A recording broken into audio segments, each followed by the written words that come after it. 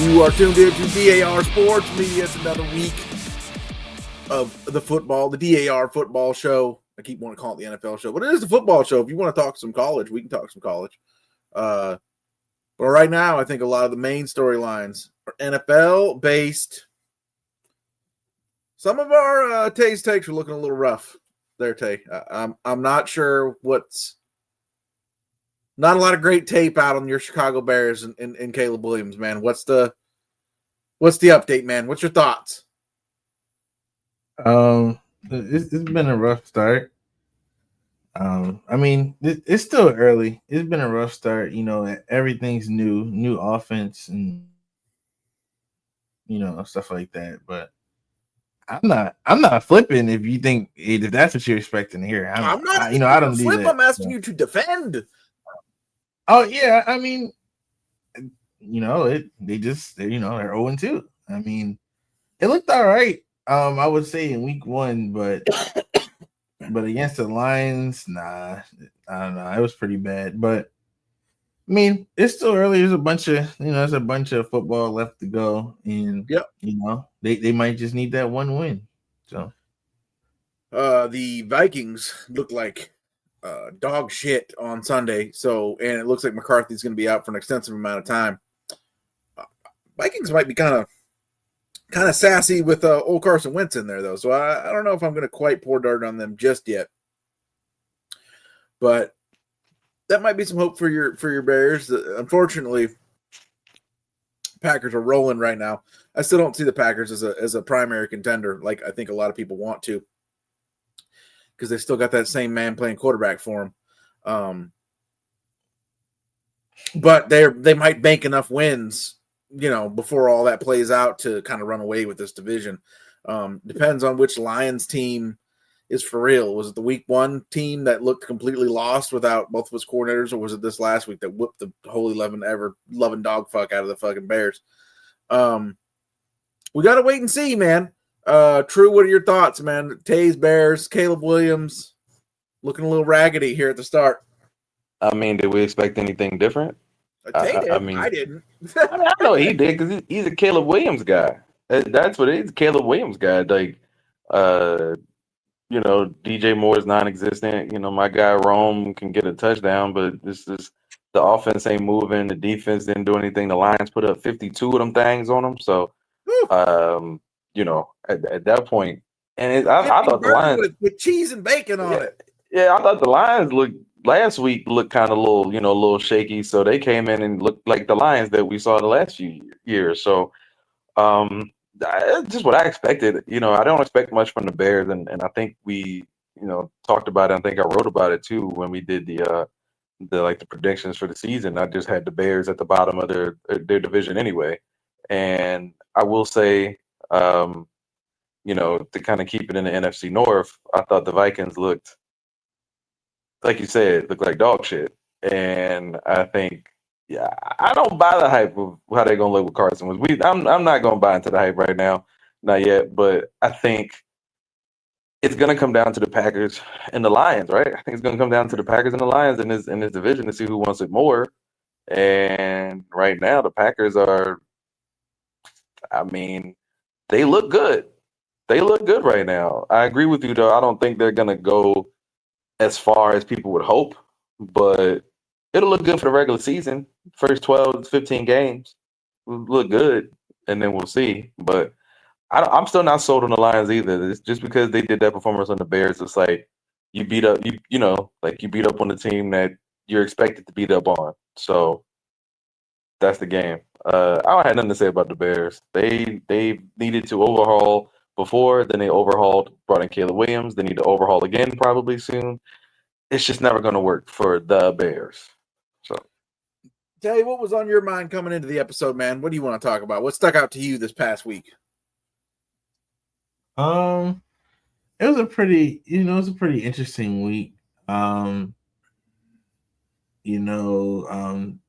49ers look pretty good with Mac Jones. We was going to have a conversation because we got a comment last week from one of our biggest supporters. He said, I'm surprised you guys didn't talk about the Niners. I said, well, okay, I guess we will. So go ahead. What are your thoughts? That was what was on your mind. Yeah, I remember specifically. I remember the 49ers coach. You would hear reports that he wanted Mac Jones. So now you kind of get to see that. So that was kind of my thought process going into it. Right, there's like obviously Mac's not panned out the way that things looked his rookie year, but if we remember, people were fucking, especially like Schefter. That's why some people think maybe he's had a little vendetta against the Niners because he ended up looking like a fucking idiot. He was telling people for sure, like done deal, they're taking the Mac Jones and they're excited about it. Even after they made the trade to trade up with Miami to get all them picked to get to number 3, they're like, oh, well, they're getting up to number 3 to make sure they get Mac Jones because they like him that much.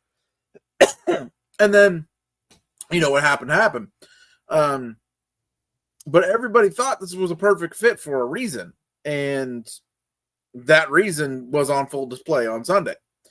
And then my thoughts on the first week was, that was a great, gritty team win against a defense that's probably going to be a top 10 defense with all their starters healthy at home.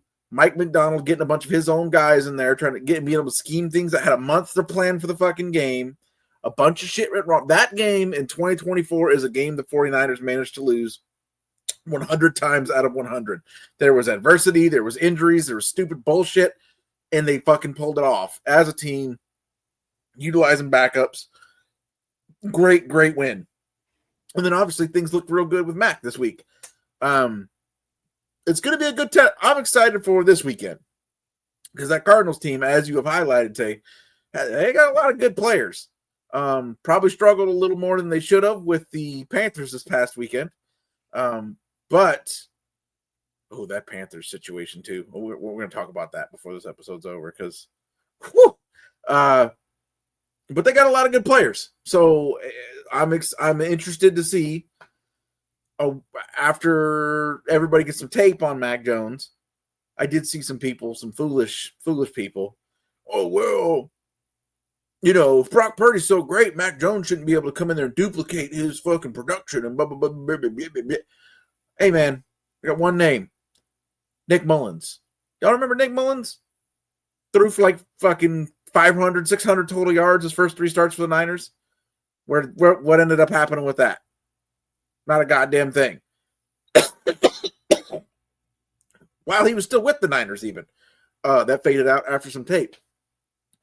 And even if Mac Jones doing good doesn't mean Brock Purdy ain't good. It just means Mac Jones maybe is good too.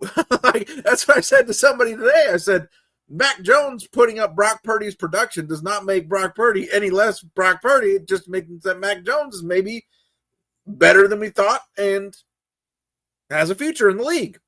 That's what that means to me.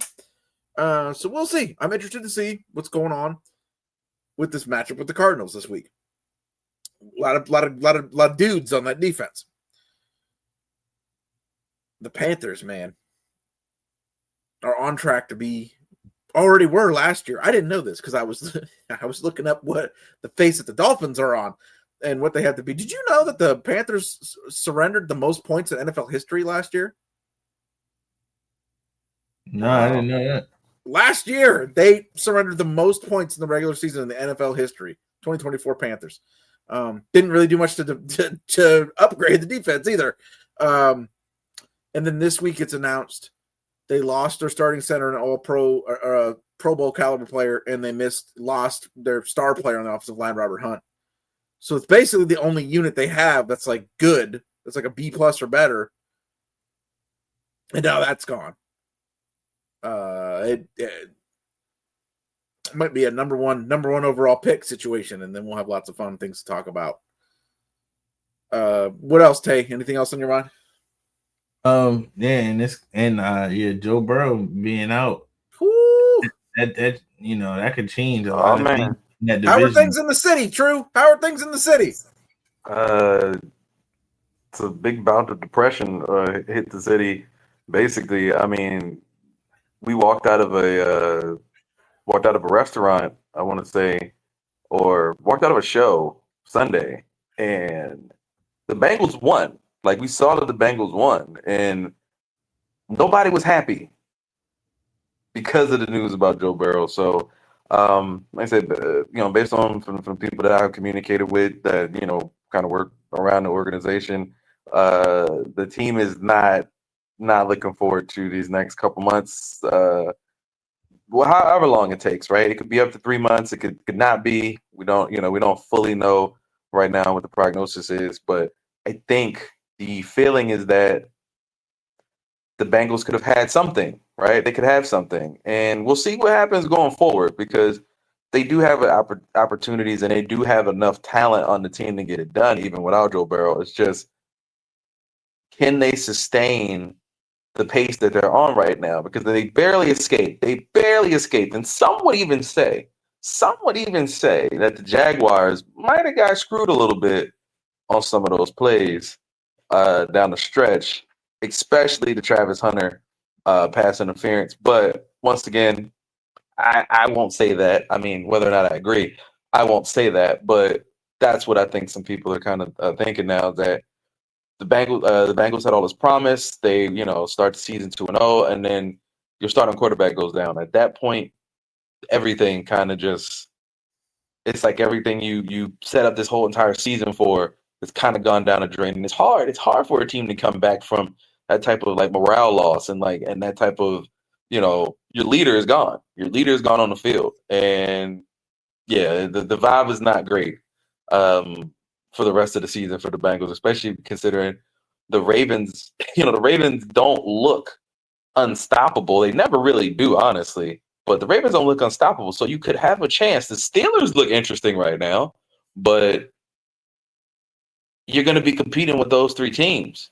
Those two teams. You're going to be competing with the Ravens. You're going to be competing with the Steelers. You're going to be competing with them to try and win a division. And there's no telling what's going to happen with their situation. So I guess the hope is to lean on, your Chase Browns, your T. Higgins, your Jamar Chases, your lean on your defense a little bit and see what you can get done with your backups. And what happens for the Bengals from there, nobody really knows. But I will say the vibe is not great right now. And it sucks for Joe Burrow, man. It sucks because this is a guy who had numbers-wise, had an MVP caliber season last year, was right there knocking on the door of the playoffs, and here they are again now, and they get off to a 2-0 start, and he's not going to be there for a good amount of it. So the Bengals are not feeling too great right now, but it is what it is. Like I said, the team is resilient. They'll find some ways to win. Just don't know if it'll be enough to get them to the playoffs or to win a division. And honestly, there's a lot worse backup quarterbacks than Browning. Like he can be pretty damn good in certain spots. So I don't think That's it's true. over for them, especially with the good start win loss wise.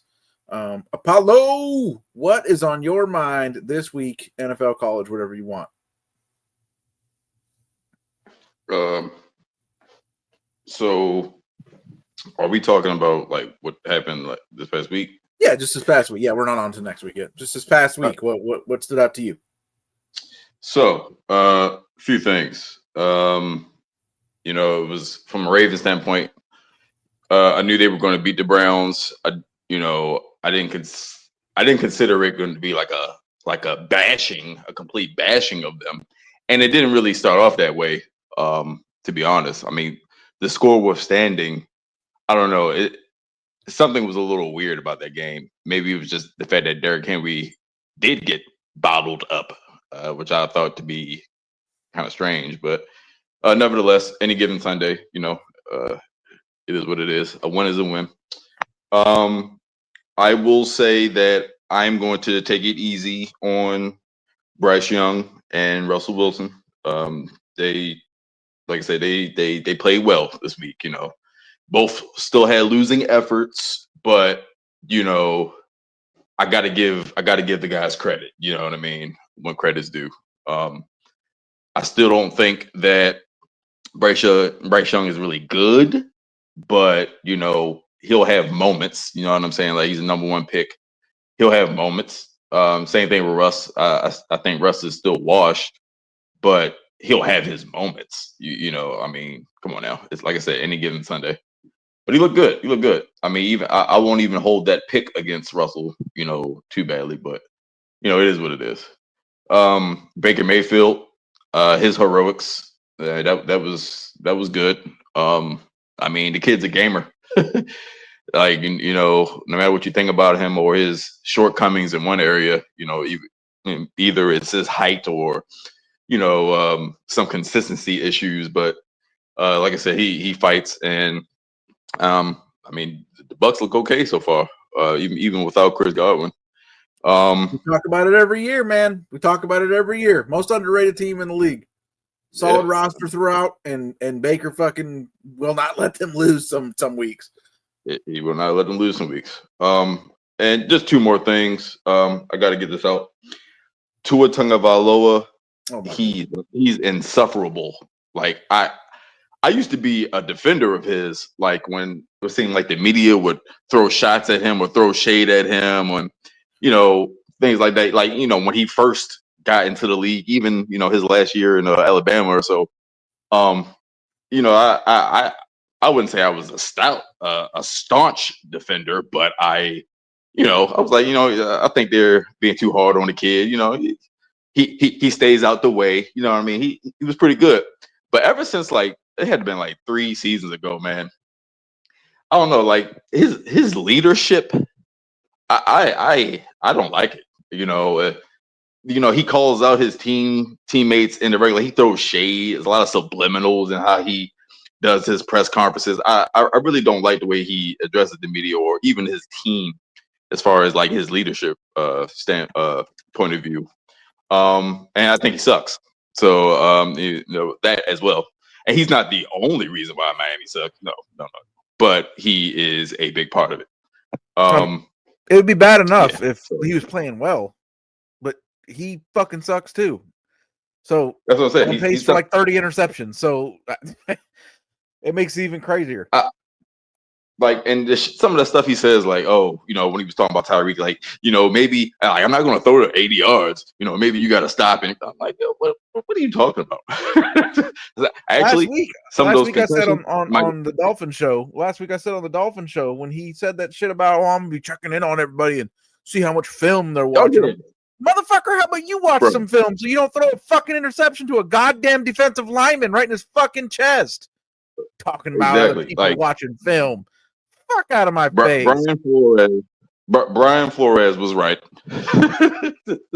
He was right. And everybody's seeing it now. Mike McDaniel. I mean, he's some guys are just better coordinators. You know what I mean? And it's not a crime. I mean, they offensively or defensively, some guys are just better coordinators. I think Mike McDaniel was one of those guys. That scheme has already been solved. I mean, you talk about a guy that does not show any emotion. That stuff doesn't work when we're losing. I don't get it. It's just a dumpster fire to say the least. And let's talk about Caleb Williams real quick. I'm not going to put. We opened the show right before you got here, asking Tay if he's ready to tap out on Tay's take that they're winning the division. He's going to be a Pro Bowler. I mean, I don't know. I'm not going to put that last game all on him, but I don't know, man. They got some issues to work out. Like he still has some footwork issues, some foundational issues that he needs to work out. But he looked better a little bit than he did from the first week, at least. At least he could get out the damn huddle. But yeah, the Lions are good to putting up, some points in bunches. But it was good to see that even though without their coordinators, Aaron Glenn and Ben Johnson, much was ballyhooed about the brain drain, including people like me who thought they would suffer. Week it looked like so. It's 1 week it does look like it, 1 week it didn't look like it. So let's not. I don't think we should proclaim it cured or fucked up either way so far. Right. Yeah. So So that's a lot. That's all I seen that came away with last week. Tay, what are you looking forward to this weekend coming up? I'm looking forward to Commanders bounce back game. Took a bad loss. Yeah, man. We The all Packers. that was rough last week when we was all on here during that day. Like, man, the Commanders are gonna handle it. They got fucking handled on national television, Told you. national streaming, or whatever the fuck you want to call it. Yeah. So I'll be looking forward to that. I would have said Bengals and Vikings, but I don't know. Quarterbacks out.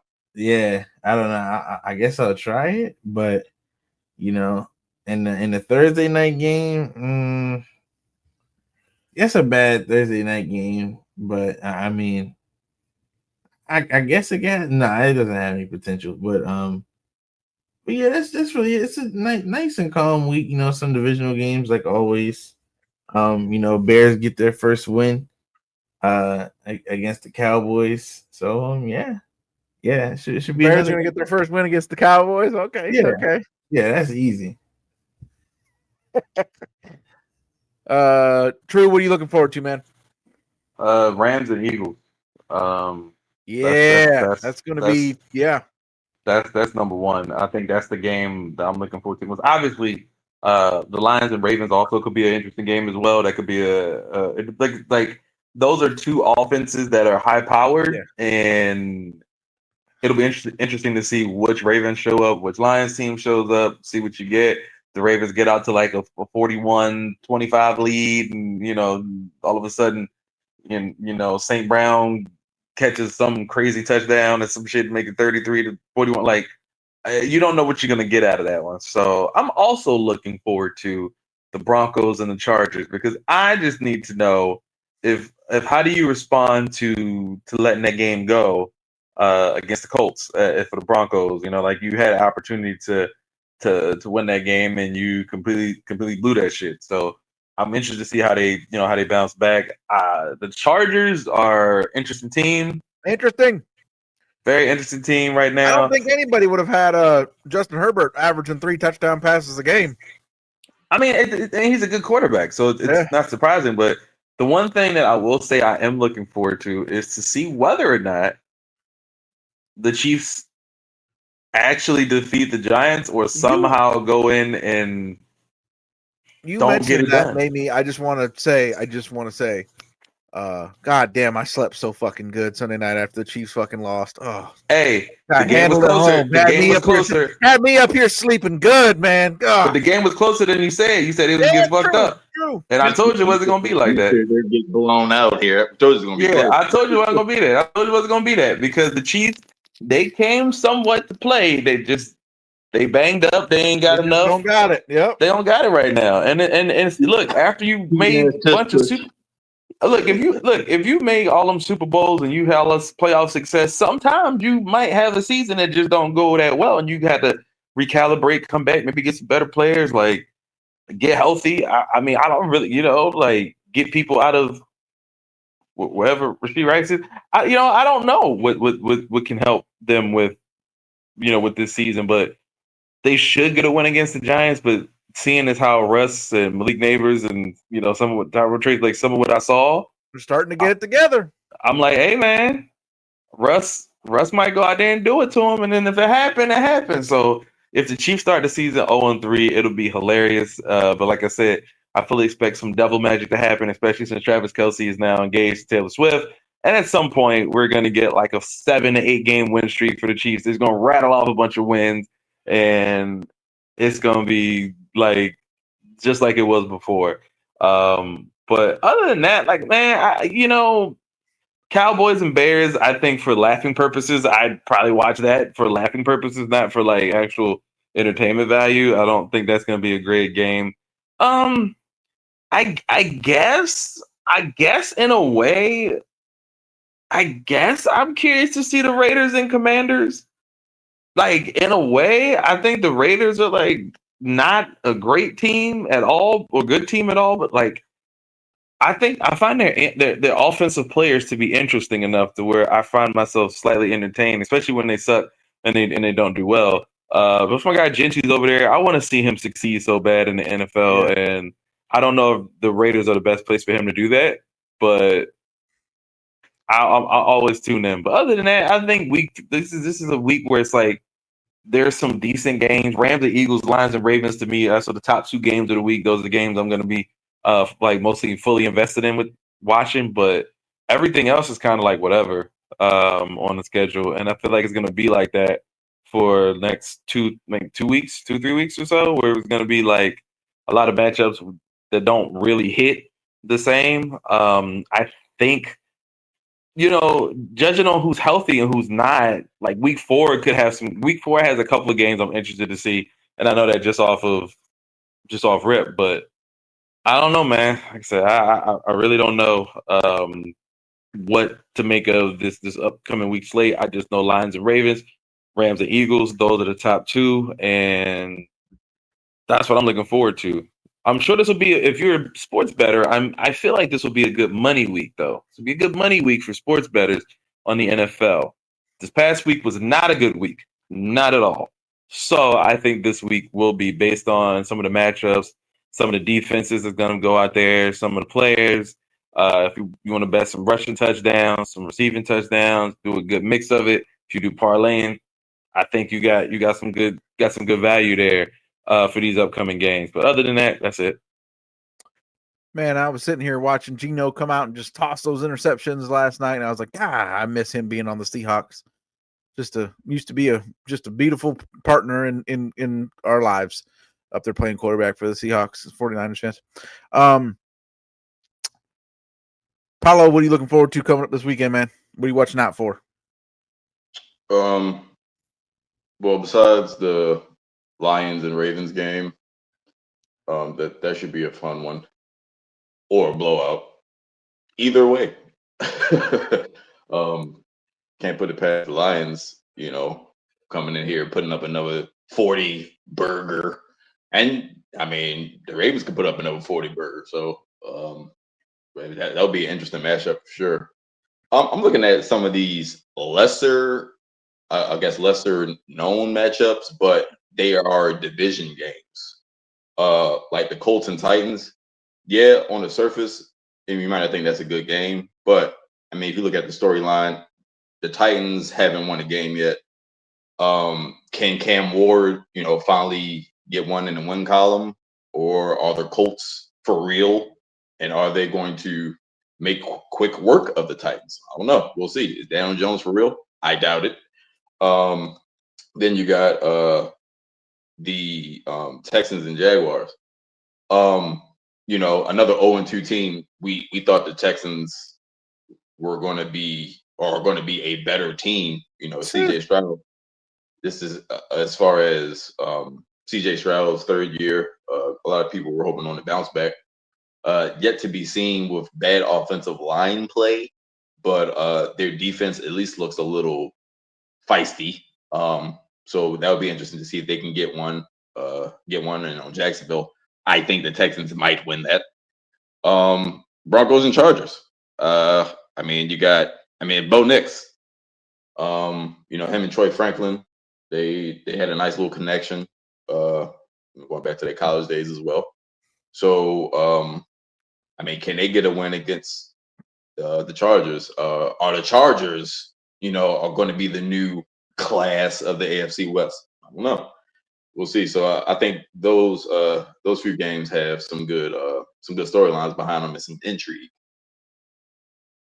All that, so much more. We will be back to cover it all next week here on the DAR Football Show. Hopefully some more interesting storylines will start popping up in college. It's kind of, we're kind of wading through the early and quiet early season over there. But the NFL's in full swings and storylines aplenty.